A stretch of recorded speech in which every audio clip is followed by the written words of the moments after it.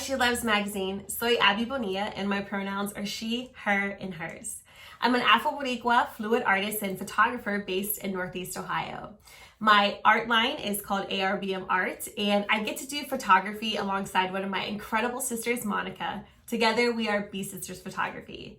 Today, I'm specifically going to share with you all some of my fluid art. I'm excited to weave in my story and my truth alongside this beautiful work and to share what creative resistance looks like and means to me.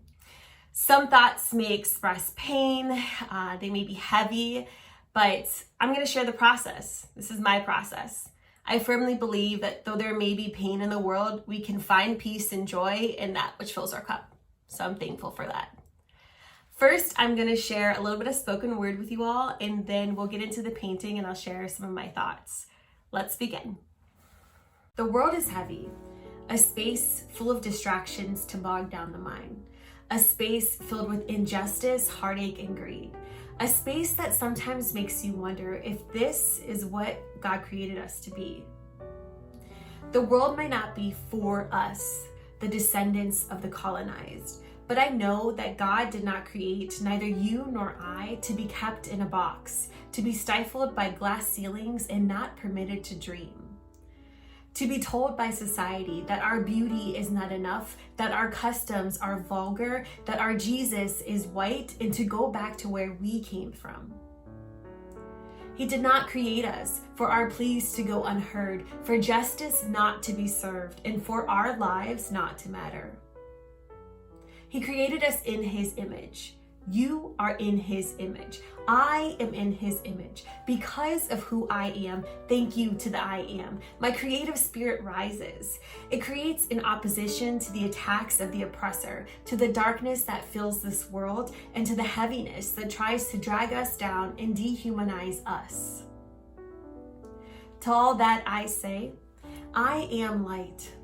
I am beauty. I am peace. I am love. And I need light. I need beauty. I need peace. I need love. I need to create. Create with me. Find peace with me. Seek beauty with me. Come along.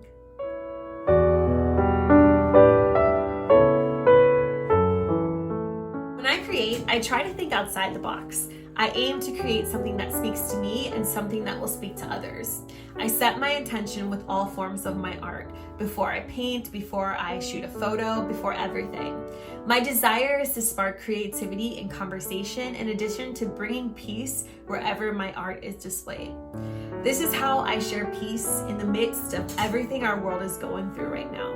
This is how I create. It's a form of fluid art.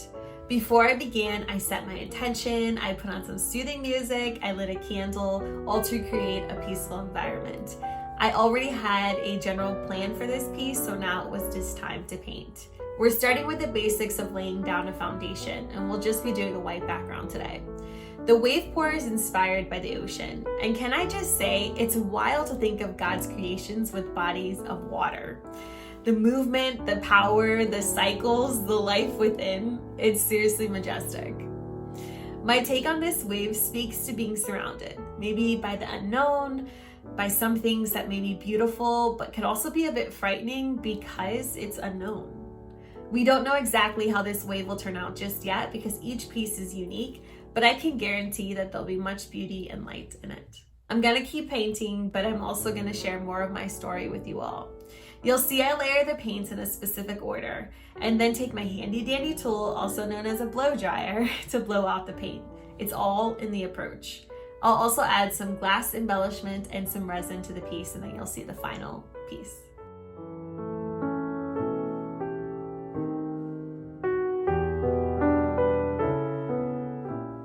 I recently heard someone share this idea that as artists, imagination is our medium. And I believe it is indeed a gift.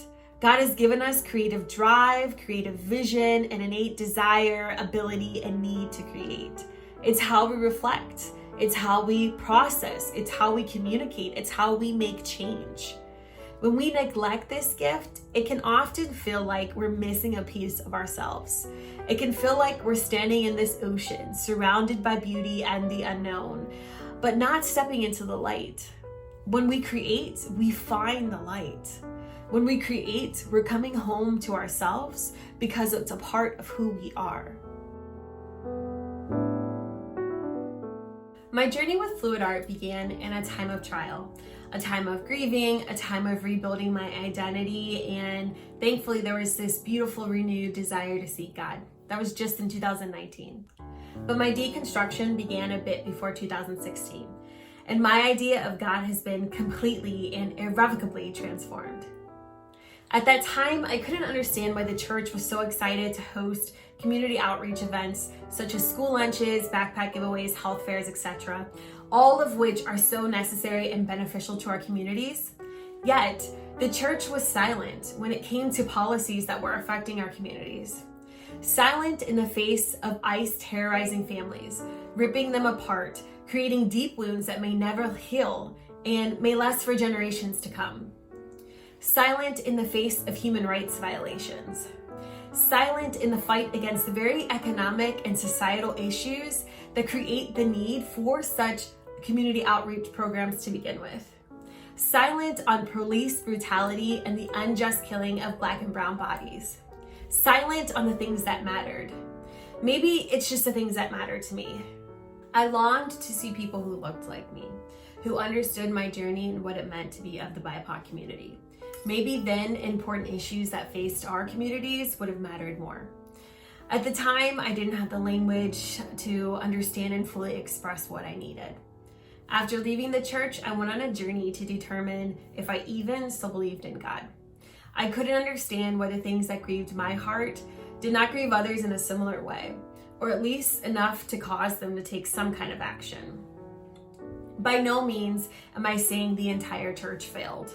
But God calls us to love others, to grieve with those who grieve, to care for the vulnerable, the widows, the orphans, the poor, the marginalized and oppressed. Jesus did this. So why were some things important but others not? Why were some people important but others not? Why were some families important but others not? I'm so thankful God is bigger than any box humankind can make. God is bigger than the colonized version of Christianity we've all been conditioned to follow. God is bigger than it all. God is bigger. God loves me, God loves you, and this is my hope. To grapple with all that is happening in the world, I create. I dare to create beauty. When the world is full of oppression and low expectations for us to thrive, I dare to spread peace. Specifically to my BIPOC community, may this serve as a moment of peace for you all. May it serve as a moment of rejuvenation, as a moment of being seen, being heard, being believed, and being valued. You are worthy. Embrace yourself, embrace your talent, and share it with the world. This is me sharing a part of my heart. May we all be reminded of who God created us to be, of the value and beauty we hold just in being who we are. That's just in being who we are. May we be challenged to think outside the box and determined to live differently. May we love others. May we value the life of each individual being. May we seek peace. May we pursue justice. And may we demand change.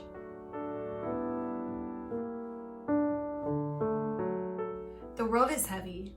Let's allow our creative spirits to rise, courageously use our gifts, and remember, we are light, we are beauty, we are peace, we are love, we are made in the image of the divine. Thank you all so much for spending this time with me. I hope it was encouraging, and I urge you to go forth, create, and determine to spread peace and beauty in our world. I invite you to come connect with me. I'm going to leave my website here. And once again, soy Bonilla from ARBMR. Thank you.